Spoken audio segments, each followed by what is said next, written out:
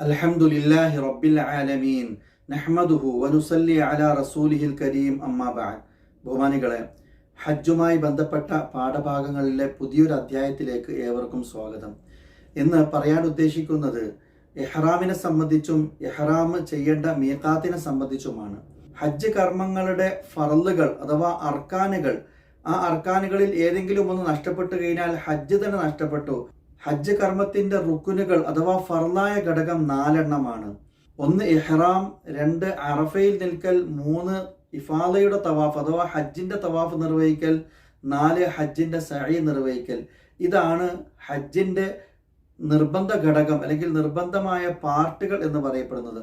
ഇതിൽ ഇഹ്റാം എന്നുള്ളത് യഥാർത്ഥത്തിൽ സാധാരണ ആളുകൾ ധരിച്ചിരിക്കുന്നത് പോലെ ആ ഇഹ്റാമിന്റെ വസ്ത്രം ധരിക്കുന്നതിൻ്റെയോ അല്ലെങ്കിൽ ഇഹ്റാമിന്റെ കുളിക്കുന്നതിൻ്റെയോ പേരല്ല, മറിച്ച് ഒരു അമലിലേക്ക് പ്രവേശിക്കുക എന്നതിനാണ് ഇഹ്റാം എന്ന് പറയുന്നത്, അല്ലെങ്കിൽ നിയ്യത്ത് ചെയ്യുക എന്നതിനാണ് ഇഹ്റാം എന്ന് പറയുന്നത്.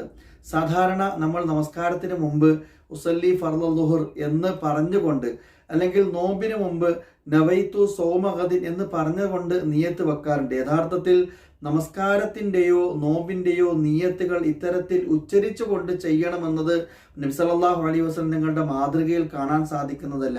മറിച്ച് ഏതൊരു കർമ്മത്തിൻ്റെയും നിയ്യത്ത് എന്നുള്ളത് മനസ്സിൽ കരുതുക എന്നുള്ളതാണ്. നിയ്യത്ത് ഹൃദയത്തിൽ കരുതലാണ്. നാവ് കൊണ്ട് മൊഴിയുന്ന രൂപം നബി സല്ലല്ലാഹു അലൈഹി വസല്ലം തങ്ങൾ പഠിപ്പിച്ചിട്ടില്ല. എന്നാൽ ഹജ്ജുമായി ബന്ധപ്പെട്ടിട്ട്, ഉംറയുമായി ബന്ധപ്പെട്ടിട്ട് അല്ലാഹുമ്മ ലബ്ബൈക ഹജ്ജൻ, ലബ്ബൈക അല്ലാഹുമ്മ ഉംറതൻ, ഇത്തരത്തിലുള്ള പദങ്ങൾ നമുക്ക് കാണാൻ സാധിക്കും. പണ്ഡിതന്മാർ ഇതിനെ വ്യാഖ്യാനിക്കുന്നത്, നമസ്കാരത്തിൽ സാധാരണ നമ്മൾ നിയ്യത്ത് ചെയ്തുകൊണ്ട് അല്ലാഹു അക്ബർ എന്ന് പറയുന്നത് പോലെയുള്ള ഹജ്ജിന്റെ ഒരു പ്രഖ്യാപനമാണ്, അല്ലെങ്കിൽ ഉംറയുടെ ഒരു പ്രഖ്യാപനമാണ്. ഞാൻ അള്ളാഹുവിനെ വേണ്ടി ഹജ്ജ് കർമ്മം നിർവഹിക്കുന്നു, ഉംറ കർമ്മം നിർവഹിക്കുന്നു, ലബ്ബൈക അല്ലാഹുമ്മ ഹജ്ജൻ, ലബ്ബൈക അല്ലാഹുമ്മ ഉംറതൻ, ഒരു പ്രഖ്യാപനമാണിത്. പുരുഷന്മാരെ സംബന്ധിച്ച് ഇത് ഉറക്കെ ചൊല്ലുകയും സ്ത്രീകൾ പതുക്കെ പറയുകയുമാണ് വേണ്ടത്. ഈ ഇഹ്റാമിലേക്ക് പ്രവേശിക്കേണ്ടത് എവിടെ വെച്ചാണ്?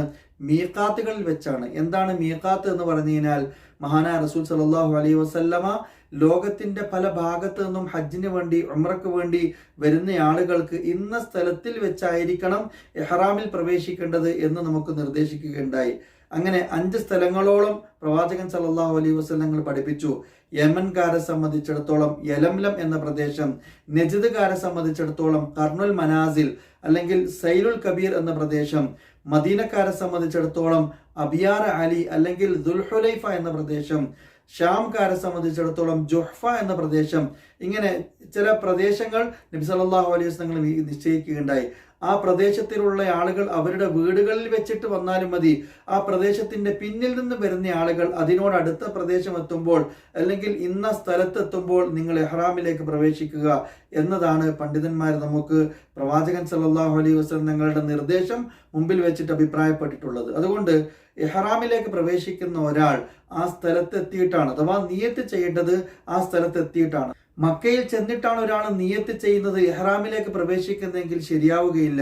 അപ്രകാരം തന്നെ ഇഹ്റാമിന്റെ വസ്ത്രം ധരിച്ചാലും നിയ്യത്ത് നമ്മുടെ നാടുകളിൽ വെച്ചാണെങ്കിലും ശരിയാവുകയില്ല. മറിച്ച് മീഖാത്തിൽ വെച്ചായിരിക്കണം ഇഹ്റാമിലേക്ക് പ്രവേശിക്കേണ്ടത്. ഹജ്ജിന്റെ അർക്കാനുകളിൽ വളരെ പ്രധാനപ്പെട്ട ഒരു ഭാഗമാണ് ഇഹ്റാം അഥവാ നിയ്യത്ത് ചെയ്യുക, ഹജ്ജിന്റെ കർമ്മത്തിലേക്ക് പ്രവേശിക്കുക എന്നുള്ളത്. സാധാരണ നമ്മുടെ നമസ്കാരത്തിൽ നിയ്യത്ത് ചെയ്ത് തക്ബീറത്തുൽ ഇഹ്റാമിൽ പ്രവേശിച്ച് കൈകെട്ടി കഴിഞ്ഞാൽ പിന്നീട് ചില കാര്യങ്ങൾ തക്ബീറത്തുൽ ഇഹ്റാമോടുകൂടി നിഷിദ്ധമായി തീരുന്നതാണ്.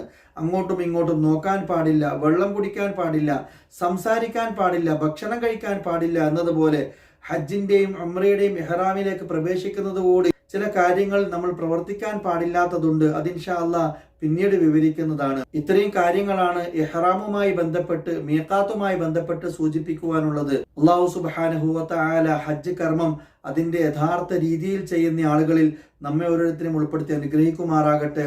വആഖിറു ദഅവാന അനിൽ ഹംദുലില്ലാഹി റബ്ബിൽ ആലമീൻ.